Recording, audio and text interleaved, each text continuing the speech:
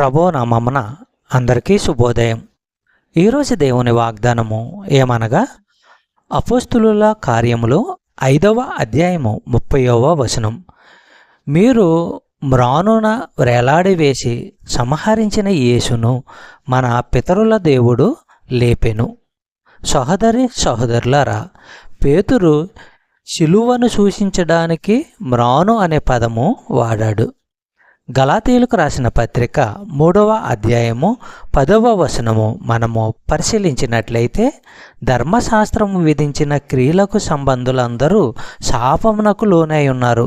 ఎందుకనగా ధర్మశాస్త్ర గ్రంథమందు రాయబడిన విధులన్నీయు చేయుటయందు నిలకడగా ఉండని ప్రతివాడును శాపగ్రస్తుడు అని వ్రాయబడి ఉన్నది.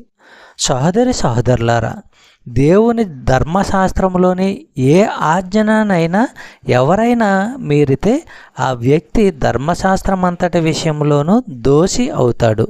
చెప్పబడిన వాగ్దానము దేవుడు దీవించి ఆశీర్వదించును గాక. ఆమేన్.